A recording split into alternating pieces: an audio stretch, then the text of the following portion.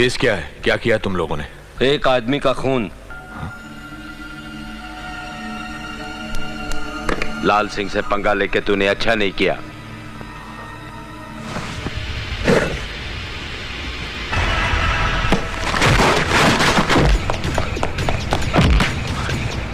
कोई है? कोई है? बचाओ! कोई है? कोई है? बचाओ! कोई है? बचाओ!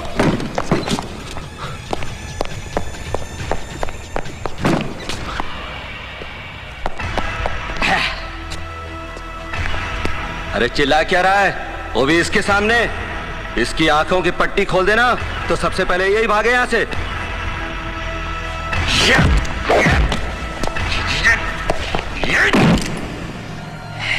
कोई है?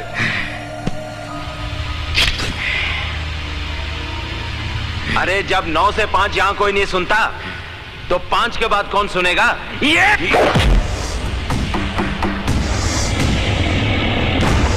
5 बजे के बाद देवा की अदालत शुरू होती है।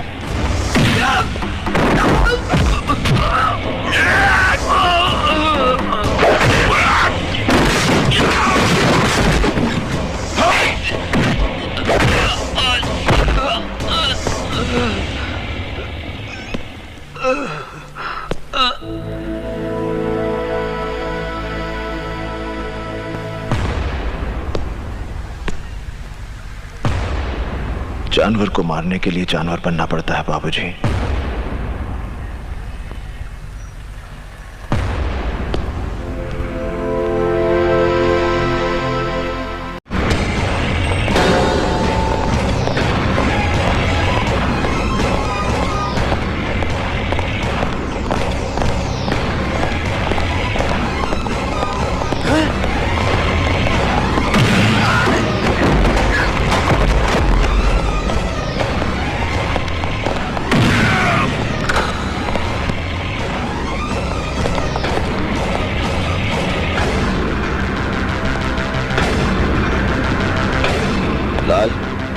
तेरे साथ बात करनी है।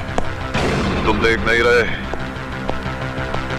कि यहाँ एक जरूरी मीटिंग चल रही है? बाकी मीटिंग्स मेरी मीटिंग के बाद। देवा देखो तुम,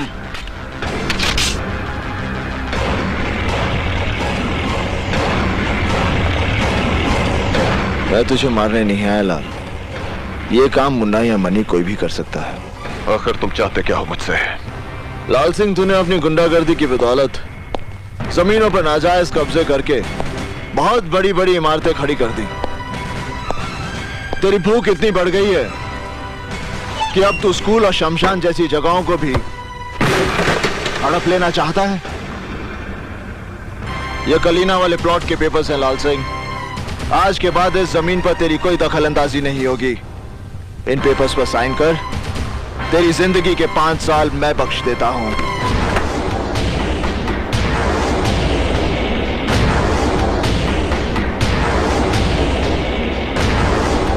एक मामूली से प्लॉट के लिए 5 साल की जिंदगी घाटे का सौदा नहीं है लाल। ले साइन कर।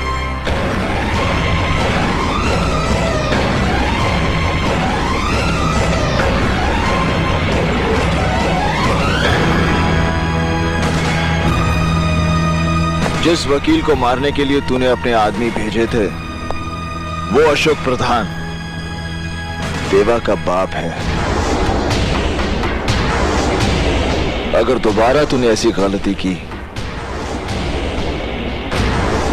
तो तेरा वो हश्र करूंगा कि तुझे अपने हाथों से अपनी जिंदगी फिसलती हुई नजर आएगी। तेरे माथे का पसीना और दिल की धड़कन ये बता रही है कि तुझे अपनी जिंदगी से बहुत प्यार है।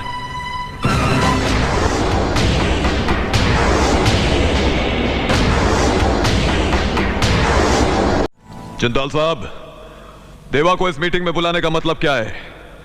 वो हमारे लिए मुश्किलें खड़ी करता रहता है और हम उसे अपने बराबर बिठाकर इज्जत दे रहे हैं।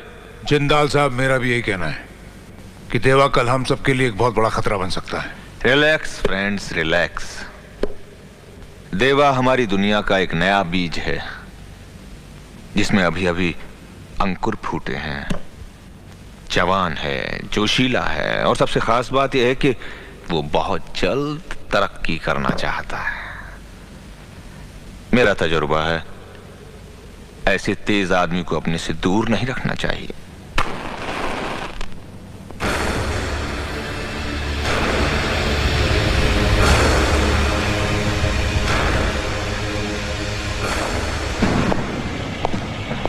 देरी से आने के लिए माफी चाहता हूं। वैसे मैं इस बात से हैरान हूं कि आप लोगों ने मुझे इस मीटिंग में क्यों बुलाया है। देवा, इन दिनों हमारे धंधे में मुश्किलें बढ़ गई हैं। इन मुश्किलों से हमें कैसे लड़ना है, इसी के बारे में बातचीत करने के लिए हम सब लोग यहां इकट्ठा हुए हैं। आखिर ये हमारी जमात की बात है, और तुम हमारी जमात से बाहर तो नहीं। जमात एक होने से सोच एक नहीं हो सकती जिंदाल साहब। सोच का क्या है, वक्त के साथ बदल जाया करती है। तुमने अपनी जगह बनाने के लिए जो रफ्तार पकड़ी है, उसका तुम्हें कायल। ये तो आपका बड़प्पन है जिंदाल साहब। वैसे आप लोगों की जानकारी के लिए बता दूं कि अभी अभी तो मैं अपने पैरों पर खड़ा हुआ हूं। ठीक से चलना शुरू भी नहीं किया मैंने, रफ्तार पकड़नी तो भी बाकी है। आप कुछ धंधे की मुश्किलों के बारे में बात कर रहे थे। देवा, मेरा मतलब है हमें छोटे छोटे फायदों के लिए आपस में रंजिश का माहौल खड़ा नहीं करना चाहिए। हम ताकतवर तभी हैं जब तक हम एक हैं। अलगाव वो दरार है जो किसी भी इमारत की बुनियाद में समाकर उस इमारत को बर्बाद कर देती है। हमें अपनी इमारत में इस दरार के लिए कोई जगह नहीं छोड़नी। हमें पूरी ताकत के साथ मिलकर अपने दुश्मन से लड़ना है, और हमारा दुश्मन है कानून। तुम्हें मालूम है देवा कि हमारे नए सीएम बहुत ही ईमानदार हैं। उन्होंने इस शहर से क्राइम को पूरी तरह खत्म करने का बीड़ा उठाया है, और इस ऑपरेशन का इंचार्ज उन्होंने बनाया है एसीपी इंदर सक्सेना को। सक्सेना के पिछले रिकॉर्ड के बारे में हमने पता किया है। यह आदमी हम जैसों के लिए कुछ ठीक नहीं है। इससे पहले कि हमारे इर्द गिर्द कानून का दायरा कस दे, हमें उसे इस दुनिया से विदा कर देना चाहिए। नहीं जिंदाल साहब, सक्सेना को मारकर हम पूरे पुलिस डिपार्टमेंट को अपना दुश्मन नहीं बना सकते। यह बात तो सभी जानते हैं कि कोई भी पुलिस ऑफिसर सच्चाई और ईमानदारी का बोझ ज्यादा देर तक नहीं उठा सकता, और जिस दिन सक्सेना को यह बात समझ में आ गई, वो खुद ही ट्रांसफर ले लेगा। मेरे हिसाब से उसे 3 महीने का वक्त देना चाहिए। अगर 3 महीने के बाद वैसा नहीं हुआ जैसा तुम सोच रहे हो, तो इंदर सक्सेना को तुम खुद मारोगे। यह वादा मैं कैसे कर सकता हूं? मौत और वक्त का कोई तालमेल नहीं होता जिंदाल साहब। 3 महीने बाद मैं उसे मारूंगा, और यह देखने के लिए आप जिंदा रहेंगे, इस बात की गारंटी कौन दे सकता है?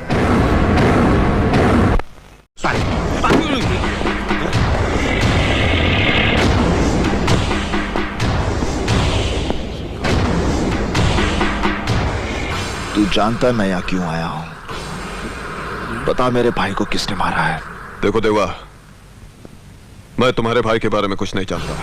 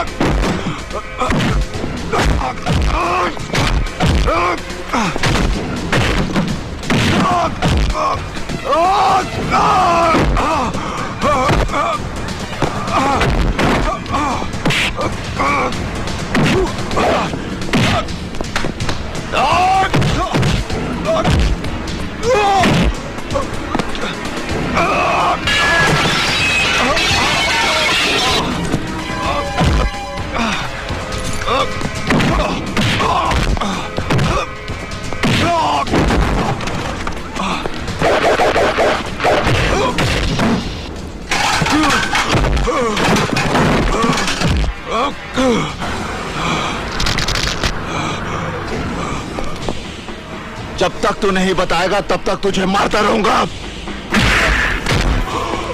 बता।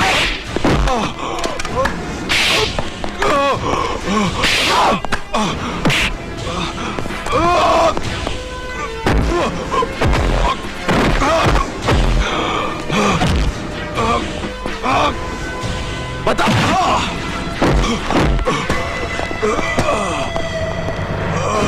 देवा, देवा ये क्या कर रहा हो तुम?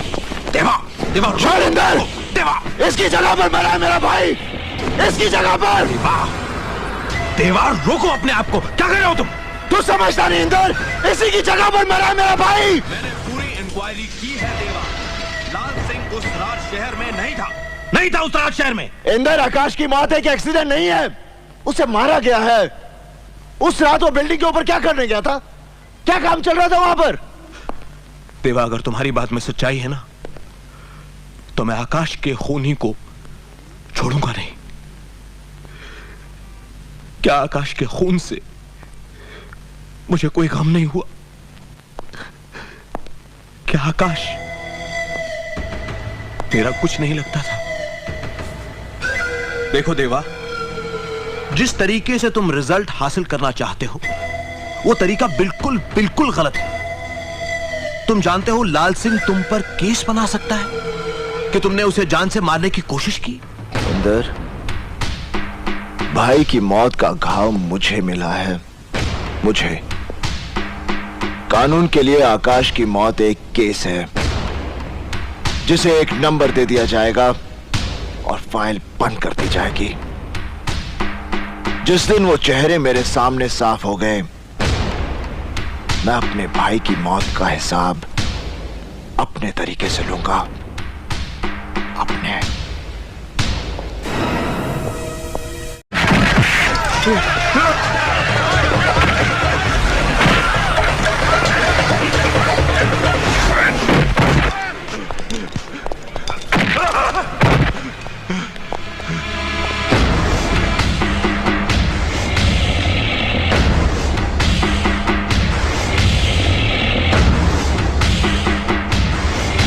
देवा,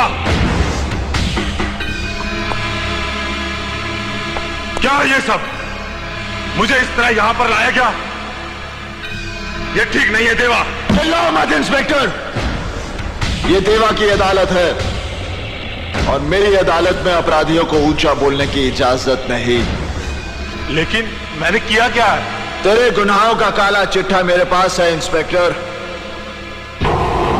तुझे कानून की ठेकेदारी का लाइसेंस मिले 6 साल हुए और उन 6 सालों में तूने अपने लॉकअप में 5 लोगों को बेरहमी से मौत के घाट उतार दिया।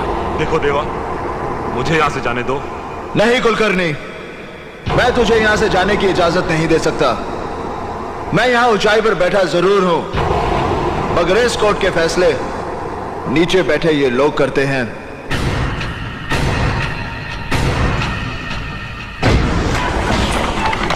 कुलकर्णी, तू गुनहगार है या बेगुनाह, इसका फैसला होना तो अभी बाकी है। अपराधी अपराधी अपराधी अपराधी अपराधी अपराधी अपराधी अपराधी। नहीं देवा, मैंने कोई अपराध नहीं किया, मैंने किसी को नहीं मारा। अब अगर मैं किसी को रिमांड पर लेता हूं और वो रिमांड में लेने के बाद जो तू का हश्र करता है, यही जानने के लिए मैंने जॉन को भेजा था तेरे पास। कुलकर्णी, तूने मेरे 2 आदमी मारे, उनकी मौत तो मैं तुझे बख्श भी सकता हूं, मगर जिन 3 बेगुनाह लोगों को तूने मारा है, उनका तो गुनाह की दुनिया से कोई वास्ता ही नहीं था। उन्हें मारकर तूने उनके परिवारों को भूख, गरीबी और तकलीफों में झोंक दिया। उनमें से एक अपने बूढ़े मां बाप का इकलौता सहारा था और जिस मजदूर पर तूने गोलियां दागी, वो 12 लोगों का पेट भरता था और अंसारी की विधवा की गोद में 3 महीने का बच्चा है। और ये सारे पाप तूने अपनी इस वर्दी पर एक और स्टार बढ़ाने के लिए किए हैं।